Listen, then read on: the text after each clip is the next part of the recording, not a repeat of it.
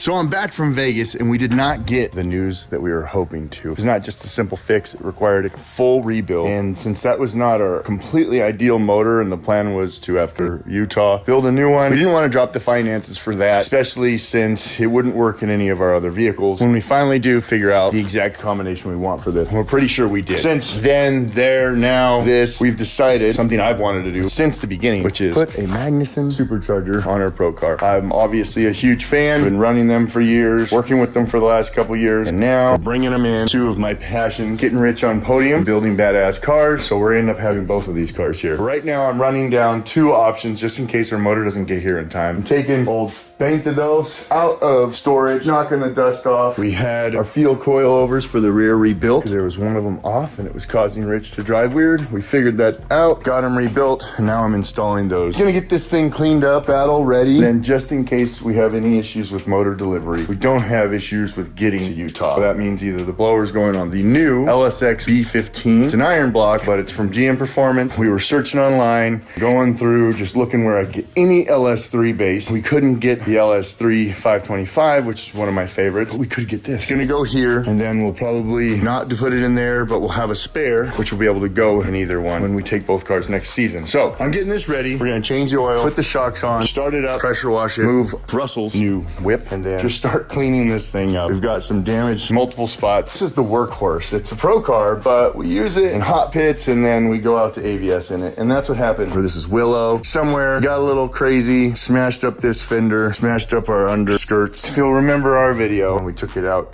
the motor trend and drove it there on the street, came back, we lost this bumper. So I've got some corrective surgeries to do here. Gonna try to make it look as best as we can. Same time, hoping everything gets here for 24 car. We can just put it in here, get everything matched up, done. Also, we did find out that there was some damage to our dry sump pump. So that's being repaired too. So that's another reason why I'm preparing paint to those for battle. This is the car that Rich is most comfortable in. He's done the most driving in. He won his license in. It's had a few iterations. Now it's better than then. Either way, to make the 22 car the same, I'm gonna have to prep and get ready to change out the cool suit, which is underneath the dash, but it's underneath it in a clever way. I think I haven't taken it out since I put it in with the dash in, but I'm hoping I can just do what I hoped I planned to do when I was building it. The other thing would be comms. That's our in-car, in-helmet comms for Richard, us letting us know what's going on, as well as so Dijon and him can conversate, help him dial in his line. But that's simple. Just a couple bolts right down here, and then cables that go this way, as well as that button right there. Goes in the same spot, and then nothing from back here has to be transferred. Now, if everything gets here on time, which we're hoping for, I do have to figure out and make some new lines for our coolant. Not for our oil, but just for our coolant. I need to be able to get our supercharger coolant into here, and if not, I then have to figure out is routing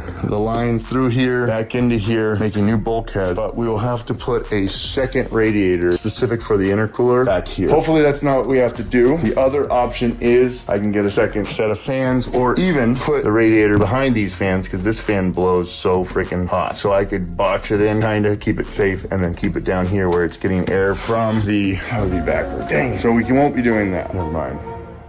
So some of you may be thinking, well, why aren't you just cranking forward on this one or just picking which one you're gonna go on? And it's because I only have so much time. I wanna make sure that I put my time and efforts in the most likely option. So I never wanna do double work. You can always avoid it, but sometimes you can. You can't always think smarter. Sometimes you just gotta work hard. So I get it, that's my thing. But what we're gonna do now is I have this to a point where I figured out what would need to happen. There's a couple wires, belts and things that we're gonna have to redo, which I've sourced those parts. Now, I feel like getting this and making sure that she's good to go, just in case, rather than us hoping, praying, and wishing, not really doing anything about it, and being proactive, and then finding out we need to. So now this isn't as battle ready as we hope. So that's why I am leaning toward doing what I can while I'm waiting on parts, while I'm waiting on Brandon to get in and know exactly what's happening. Our supercharger's coming in on Friday, and I should know the motor by then as well. Whatever information we have is where we'll start putting that work and effort into. So in order to keep the alignment and weight balance where we had it from the wizard Alex, I marked down everything, driver and passenger side, all the measurements so that I could put it back where it is. And when I got them out of the box, I was able to put them back where it was. Funny thing is, I had them labeled passenger and driver, and they got reassembled by the field guys opposite. So the passenger was set up to these numbers and the driver was set up to these numbers. I didn't know noticed it and they were off by just the tiniest bit, I swapped them back. Okay, everything's right in the world. That is how you do it. So what we're actually gonna do is start compiling all this information, even though now both cars are gonna change because the weight of the supercharger, so it's all gonna be going back to Vegas.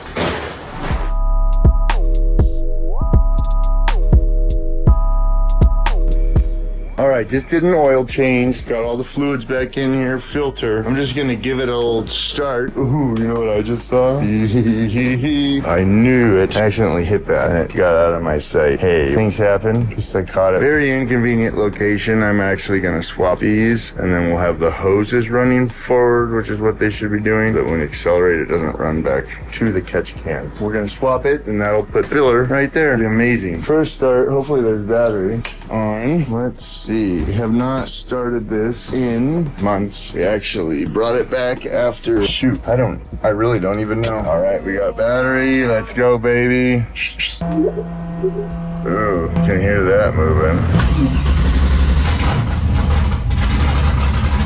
Not bad. Not bad at all. Okay, I'm gonna check fluid levels, then put her on the ground and pressure wash it. Staying away from this because sometimes it makes it not like to run until it's completely dry. Nice. All right, she fired right up. Oil levels were good. It's too dark. I don't want to miss anything. I also don't want to spray something I don't want to hit, so we'll just do it in the morning. Good news is, a workhorse, freaking 22. All we do is flip a few switches, she fires up. So that is good to know. We're good to go. Well, aside from a ton of work, then we'll be in Utah. As you can see, Brandon is back and he's doing some searching. Right now, we're just confirming belts that we're going to be using for the Supercharger kit, as well as availability and when we can get them here. So we're searching for fittings and anything we can do while we're just in a holding pattern, waiting for the final decision as to what we're going to do. All right, dude. So Brandon got into town to come and rescue me. He's right now putting the 22 car up on jack stand. The reason we're working on the 22 car is we don't have the motor that we wanted here yet. Just in case, we're getting this thing prepped. There's nothing we can do to this car without the motor and without the supercharger. It comes Monday, but if we don't have that motor by Monday, which what are the chances they're going to deliver one on Sunday? We're just going to move along with this, but that brings a whole host of opportunities to put a lot of labor into something. Aside from just transferring over the cool suit, cooling unit, as well as the comm, and then just getting this car to enough power, we have to do all of those things, plus reroute a bunch of these components here. So right now we're investigating tilting the radiator forward and moving to electrical power steering, putting the electrical pump and reservoir over here, allowing us to have the intake come through here. We can move the alternator down to the bottom side there and not have anything in the way, or leave the alternator here, still get out, come through here, and have the air cleaner down here. While we're doing that, we also, in order to be FD legal, have to run our exhaust past the axle. We're about 3 feet short of that right now. Since we're on a time crunch, we are cannibalizing the 24 car. More than Rich knows, but he'll be happy about it when he is able to drive. So we're gonna take the exhaust from here, and we're gonna put it on there. In order to do that, though, we have to make space for the exhaust. This car had a boom tube, came out underneath the subframe. It was about this thin and went from here to here all the way out. Sounded pretty neat, weighed a lot. We got rid of it. These batteries are in the way here. So we're gonna ditch one of the auxiliary batteries. We're gonna take this battery, locate it underneath that plate where the cool suit unit is, and put it down here where the other saddle tank used to be. Now with that out of the way, exhaust can come through here. The other thing we were potentially gonna do was put the power steering pump back here and run the lines to the front. It'd make powering it easy, make all of that stuff easy. We have long lines that we have to get either through the cockpit or through the trans tunnel. And there's a lot of stuff in there and heat in there. We're trying to see if we can do this. If we can't, then that's what's happening. And this is all just in case that motor doesn't get here. But at the moment, we're trying to be professionals. We're going off what we know. And we know it's not here. We're getting this out of the way so we don't have to try to do this in a week or 5 days or whatever it ends up being. Still have to tune, still have to test it, break it, fix those things, then get out to Alex and get a full new corner balance. A little update. We did a bunch of work, figured out things that wouldn't work, figured out what would work, decided on doing those things. And then when we made it back around here, after redoing all of this and getting that almost done, this genius said something that I had thought at one point in time, but then just discarded as a dumb idea. Rich joined me on that. So why don't we just take the motor out of this car, put it in that car, and then we don't have to do all the tech things. Like we don't have to do power steering, everything. It's just we remove this, which disables this, but we were already gonna rob parts from there to make this work. I'd rather make this not work, make that work, prove our point, come back, take that motor out, put it back in here, put the supercharger on it, new motor, new supercharger on it, twin Z cars, all wrapped in a special color you guys won't see ever, actually.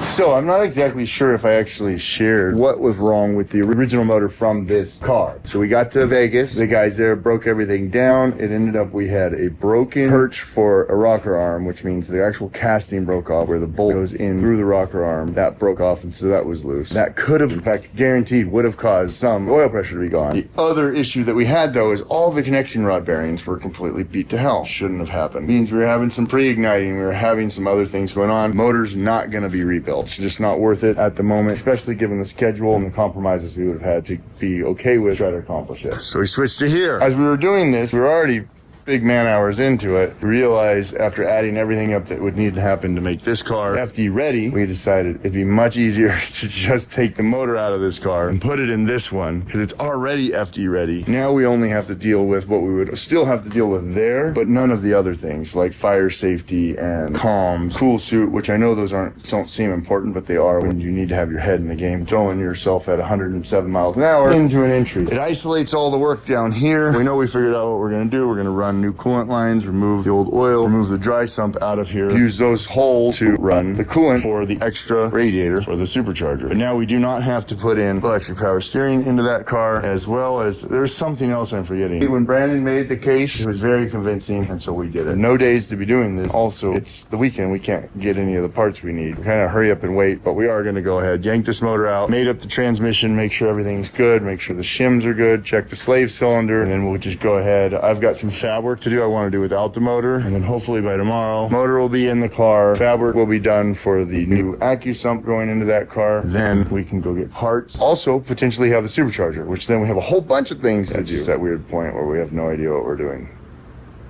We have two broken cars though. Neither of them work now. Let's say you're in our position. We have a motor we could rebuild, but it's gonna cost a lot of money, and it wouldn't be the motor that we wanted. We have a motor that we really, really want, but may not get in time. And then we have a motor that's been working great, but is in another car and would potentially disable a car that's already running right now. Not potentially, definitely would. By taking that out would save us a bunch of work. Let me know what you guys would do. Motor's coming out. Brandon's just doing lines over here. That's how he gets so many hours logged, actually. I thought I just saw you on a video in Texas, dude. Nah. Weren't you just going over there saving someone else's bacon? This guy. Gotta have people to look up to.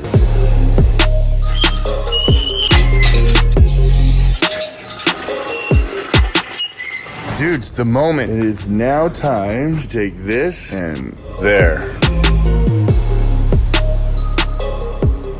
Alright dudes, we're all full. We just went to Costco, pizza. Got this guy, he came in the other day. And then we got a bunch of parts in finally. So we're able to stab the trans finally, the slave cylinder, and actually get a regular car put back together before we pick up the supercharger from Magnuson at their warehouse with all their cool stuff on Friday. So 2 days, and then we'll have everything we can have done. Hopefully lines tomorrow. Brandon loves doing lines, if you can't tell. Yeah. So finally, to work. It is like 1:40 in the AM. We got the crank pins-ish. We got everything drilled. I didn't do it because we gotta wait for a bolt. We're gonna just let everything drop where it is. What else we do, Brandon? Words. It's late. It is late. All right, AccuSump is mounted and going nowhere. The water lines work. We've got the crank in, that out. It'll go back in once we get the crank bolt from ARP. Brandon was doing something back here. That's our water pump going down where the oil sump was. Oh, he was doing gauges. We got standalone manual gauges that are from different temperature sensors, different oil sensors, and voltage. So we'll have the computer and all their sensors, and then ones that even if that goes out, we can get it running. We can still know that it's good. We're done. It's late. We're not even gonna clean up. Brandon can't not clean up though, so I used to be like him. All right, dude, when you're doing builds, you can't always get everything just ordered off the internet. So we were lucky enough to have a gentleman make a bracket on AutoCAD, and also lucky enough to have GMJ laser cutting right down the street from the house. I called him yesterday, told him what our situation was, and they got it by 9:30 today, and pricing is amazing. And just like that, we got all our parts. These guys are great. Thanks to those guys. Now, alternator. It's very interesting that they're right next to the CHP station. It's a Magnuson. It is an MP62. We're going to be upgrading this to TVS 900, as well as that's what's also going on this supercharged rotary. Anyways, we are here. It's a nice cloudy day. I don't know, I'm excited. And finally get to check out the warehouse. Let me just tell you a little bit about Magnuson and superchargers. There's a couple styles. This is a root style, and the reason I'm a big fan of that is because it doesn't compress the air with the screws. It happens past them, so you get a less buildup of heat from compressing the air, opposed to like a Pro Charger, similar to a turbo but belt driven. That compresses in the impeller, causes some more heat. And Magnuson, there's multiple other companies that use the Eaton screws or head unit design. Magnuson builds everything on passenger cars to be able to go, 100,000 miles and be able to just put on and work. So it's a real robust system. Some of the others are made for a shorter duration, maybe not a duration in life driving, not so much city driving. With them having longevity mining and making sure that it's supposed to last a long time and keep that customer forever. Not saying other companies don't. You can pretty much guarantee that you can put it on for your application, get the power you want, and still be able to have a relatively mild build, considering you're not going to be winding things up so far that everything's just about to break. The belt systems have been really well thought out, and that's the big reason why we use Magnuson, or I use Magnuson, we use Magnuson, and now they're a partner on the team. We get to just use all this amazing power, get our job done. With it being robust, we do not have to worry about constantly tuning something. We can focus on the other parts on the team while keeping our eye on everything else and not have to constantly be fiddling with everything. Whereas when we get back to the pits, we do tire change, fuel change, fans, just do the entire job rather than only fixing things we've broken in the last run. Look at all the power. The dual, finally get to see it. Look at this service right here. Thank you, sir. No problem. How's it going? Good. So this is Noel. He's one of the main dudes here at Magnuson. He's also in spec builds. He's a lot of the technical information that I worked with on Corey's project as well as this one, because it is something they've done, but not exactly in this configuration. So huge shout out there. Me and the guys finally got everything in that we think we needed, and I went and picked up the Magnuson yesterday. We've got it over here. What always happens with superchargers, you have to figure out belt configuration. We were working off a Stewart family racing plan, and what we just realized is that Stewart runs a stock water pump with AIM connections for his rear mount. We do not run a stock water pump. We run an electric water pump in the back, which normally shouldn't matter because we're pumping water, but we need places on the stock water pump to put idler pulleys to be able to have the belt configuration exactly where we want. Now we're going to take this over here. We're just going to try to figure it out. There's always a way. It's just that when you're doing these different kind of components and everything in a rush, sometimes you overlook stuff. The good thing is that there's a million ways to do it. More power update. We test fitted this, figured out things. That's all good. This guy, although he looks like a gentle giant, he has broken something. I'm gonna fix it. We also got bracket for the relocation from our buddy out in Vegas, and so I'm gonna start welding that up right now. That looks really good. And then we can actually get all the belts mocked up. We're gonna have to swap out this water pump, and I'll go into detail about that later, what we're doing to fix it. For now, come with me over here. Look at what he broke. What a freaking guy. But this is what we're doing. Got a couple pieces. Very complex, precise precision of relocation. It's simple bracket. The guy did a great job. Thank you so much. What I'm doing right now is I'm gonna get ready, assemble the bracket that was made by our buddy Brian out in Vegas. And he actually is the one that helped develop and fix this problem for Stewart, or Josh Stewart from Stewart Fram Racing. They've been helping us out with all of this because we pretty much have a very similar system. We're both running Magnusons. We're both on Team Magnuson now. They have perfected this bracket on their car. And we were lucky enough to just be able to purchase it from them, and then the only variable here is going to be me because I'm assembling it. Push this lug there, and then there's another bracket, but either which way, there is another bracket to the system, but we have to do this one first to ensure that it's right, and then we move on to the next step rather than screw everything up all at the same time, how I would normally do it. So let's go a little bit more into the Supercharger, what actual model we are going to be running. This is the Heartbeat 2300. So it's originally made for the C6. I believe it might be discontinued or very special order, but it works for this application very well. We're up to about 800 and something on pump gas.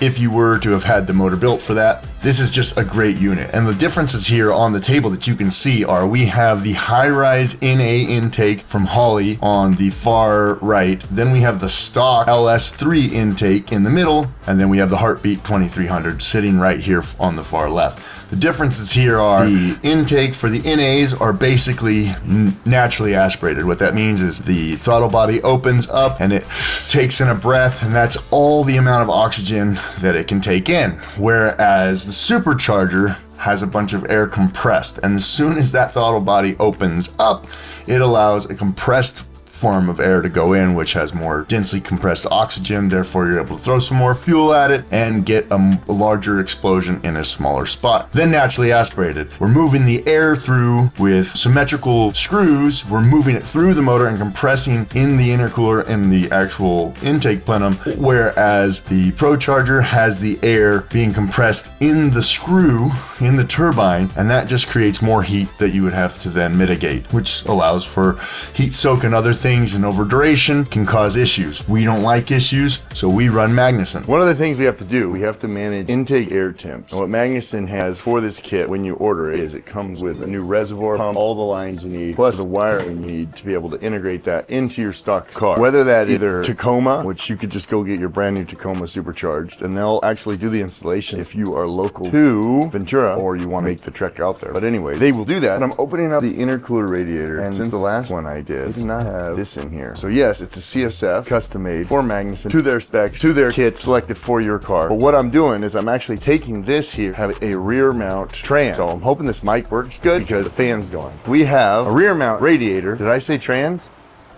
It's on my mind. Anyways, I'm going to build some sort of bracketing in here. We will cut holes for plumbing into our ducting and then seal that off to make sure it doesn't interrupt all of the great cooling we got. We will have our pump to install down here, reservoir up here. All of those lines come through here in some special stuff that's made to allow that and make it legal through the bulkheads up to the front of the Supercharger. So while the guys have been gone, Morrow had to take off. He'll be back and meet us in Utah, but he got a ton of stuff done. Brandon is actually running out and getting a bracket that we needed to mount the pulley. In the configuration we're doing a hybrid of a couple different models in order to achieve what we want. I did the fab for the alternator here. Now that's in paint in the back over there. I'm moving on to the radiator. We mapped out hoses. Turns out I don't have exactly what I need to make the hoses here. We'll hit up G&J, which is an amazing place, and get that done. When I say they stepped up their game, it's not that their game was lacking before, but that's one of the incredible things about Magnuson is that they're never happy and completely satisfied with what they've done, even though it's awesome. New freaking setup, nice little embossed name, but I'm really stoked on is it came with the protectors already cut perfectly, already on there. That is going to prevent me from doing what I do best, which is break things. Exciting. Take this over here and just go ahead and see if I messed up. That's going to be interesting. Let me do some thinking here because I'm noticing that those are on the bottom. That's the inlet, outlet, outlet, inlet, whichever way you want. And the bleeders here, I want that at the top of the system running back into the reservoir, and I need these able to be gotten to. So that is going to be an interesting little thing I figure out right now. Yo, it was made for this. They knew. Somebody knew what they were doing. It wasn't me. Somebody did. So that's a good sign, even though down there is bigger than up here. That's what she said, but that's cool. Oh, buddy, just getting home.